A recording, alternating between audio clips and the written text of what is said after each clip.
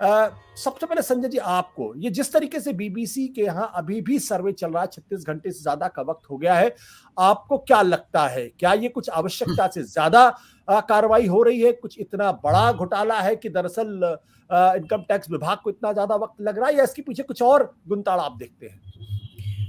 आशुतोष जी, देखिए, इसमें कोई दो राय है ही नहीं कि ये एक बदले की राजनीति है।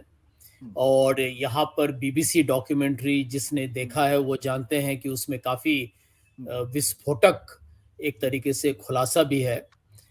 मैंने देखा है वो डॉक्यूमेंट्री, और मैं समझता हूँ कि क्यों ये सरकार चिंतित है, या भाजपा क्यों बीबीसी डॉक्यूमेंट्री पर पाबंदी लाने की कोशिश की है। ये बात सही है कि हम लोग अपने बातचीत में कहते हैं कि उसमें नया क्या हो सकता है, लेकिन मैं समझता हूँ कि वहाँ पर ढेर सारे हादसों के बारे में जैसे चर्चा किया गया है, वो काफी चिंतित एक विषय है भारतीय जनता पार्टी के लिए और मोदी जी के लिए खुद।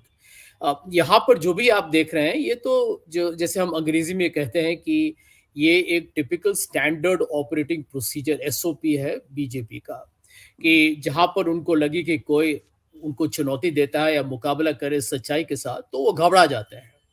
और ये कोई भी तानाशाही का जो भी एक संस्था होता है या कोई ढांचा होता है, वहां का ऐसा ही एक तरीके से नजरिया होता है कि वो चाहते हैं कि जो भी उनको उनको विरोध करता है या कोई प्रश्न पूछता है, तो वो देशद्रोही है या वो कोई षड्यंत्र है या साजिश है।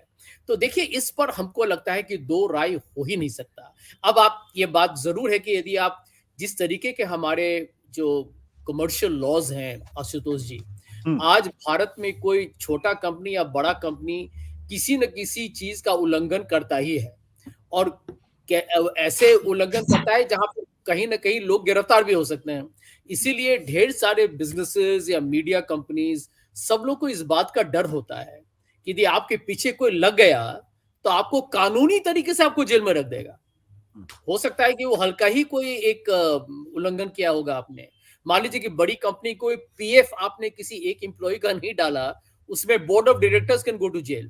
तो इसीलिए मैं समझता हूं कि आज बीबीसी का जो भी ट्रांसफर प्राइसिंग के जो भी आरोप लगे हुए हैं, वो सच है या गलत है, ये तो भगवान जाने।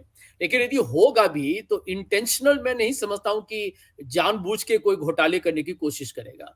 बीबीसी का ब्रांड मैं खुलेआम करना चाहता हूं कि बीबीसी का ब्रांड शायद बीजेपी के ब्रांड से ज्यादा लोकप्रिय है और ज्यादा विश्वसनीयता भी है उस पर दुनिया भर में, यदि आप किसी को पूछेगा तो सच्चाई तो यही है कि ये सरकार घबराई है।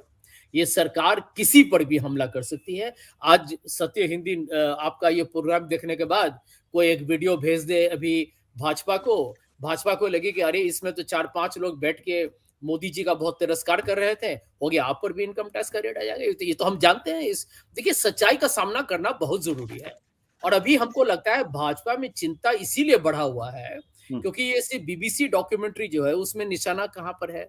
मोदी जी पर। क्योंकि ये डॉक्यूमेंट्री कहता क्या है? That the prime minister at that time the chief minister was directly responsible for what happened. Supreme court का निर्णय हमने सुना है, उसकी सब लोग इज्जत करते हैं, लेकिन हम ये भी जानते हैं कि जब ऐसे हादसे होते हैं जैसे वो दंगा हुआ था, उन सब चीज में क्लोजर कभी नहीं होता। लोगों की जाने गई हैं, क्लोजर उसमें कभी नहीं हो सकता है। जहां तक मैं समझता हूं कि अदानी का सवाल है, ये इन दोनों को आप देखिए तो अंग्रेजी में फिर कहते हैं डबल वैमी, कि मोदी जी के लिए दो दो तरफ से एक विदेशी संस्थाओं के कारण उनको मैं लगता हूं कि वो काफी उनके लिए अभी एक तरीके से उनकी रात की नींद शायद चली गई होगी। हिंडनबर्ग ने जिस तरीके से अदानी ग्रुप का खुलासा किया है, मैं एक बैंकर रहा हूं और मैं आपको पूरी जिम्मेदारी के साथ कह रहा हूं कि ये हम लोग सब समझते थे कि स्टॉक मार्केट में 75% मार्केट कैपिटलाइजेशन एक ग्रुप पे हो रहा है एक साल के अंदर, ये किसी को विचित्र नहीं लग रहा है, ये अजीब बात नहीं है।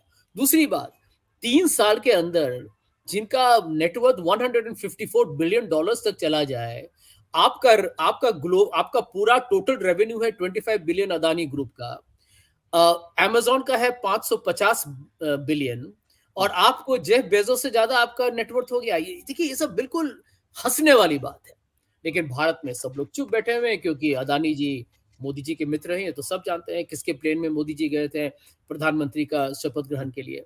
तो ये इस वक्त जो भी आप देख रहे हैं, चाहे बीबीसी के साथ हो, कल किसी और के साथ हो, मैं समझता हूं कि ये राजनीतिक बदला या प्रतिशोध का एक मिसाल है।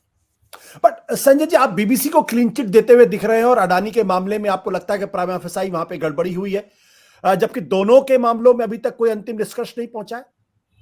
आशुतोष देखिए, मैं ये नहीं कह रहा कि बीबीसी ने गलत किया, आप किसी पर भी छानबीन कर सकते हैं, लेकिन टाइमिंग तो देखिए। मैं यही बता रहा हूं आपको कि उल्लंघन अचानक सबके आंख के सामने आ गया। कल वहां पर जो भी इनकम टैक्स के लोग पहुंचे हैं, वो लोगों के मोबाइल फोन्स भी सीज कर रहे हैं, कंप्यूटर्स और लैपटॉप्स भी सीज कर रहे हैं। देखिए, ये आप एक डरी हुई तानाशाही सरकार का ये सब बिल्कुल एक तरीके से एक प्रदर्शन आप देख रहे हैं। मैं ये नहीं कह रहा हूं कि कोई उल्लंघन नहीं कर सकता। वही तो मैंने शुरू में आपको कहा कि भारत में ऐसे कानून हैं और इतने पेचीदा कानून हैं कि इसमें कोई न कोई अपने अच्छे नियत के बावजूद वो कोई गैर कानूनी काम के लिए उस पर कोई उसको गुनाहगार ठहरा सकता है, लेकिन कोई जानबूझ के करेगा, मेरा उस पर कोई विश्वास नहीं है। देखिए, BBC internationally is funded by the British tax payer, और बीबीसी तो वहां पर बोरिस जॉनसन का भी उन्होंने हालत खराब करके रखा था। वो ऋषि सुनाक के पीछे भी चले जाएंगे, वो लेबर का पार्ट गवर्नमेंट आएगा उसके पीछे भी चले जाएंगे। That's what democracy is all about, right? जहां तक अदानी का सवाल है, यहां तो आपने मार्केट में $120 बिलियन का मार्केट कैप वाइप आउट हुआ है, ओनरशिप पे प्रश्न है, अकाउंटिंग फ्रॉड का है, और ये सब एक तरीके से मार्केट आपको बता रहा है कि गड़बड़ है, और सरकार चुप बैठी हुई है। सेबी चुप, आरबीआई चुप, मिनिस्ट्री ऑफ फाइनेंस चुप, डिपार्टमेंट ऑफ कंपनी अफेयर्स चुप, मिनिस्ट्री ऑफ कॉर्पोरेट अफेयर्स चुप। ये तो बिल्कुल मजाक हो रहा है देश के साथ। And I do believe that mister Modi is caught with both his feet on two separate banana peels. एक में है अदानी, दूसरे में है BBC documentary. And obviously Bhajpa उनको बचाने की कोशिश करेगी, क्योंकि आज मोदी जी भाजपा हैं और भाजपा मोदी है।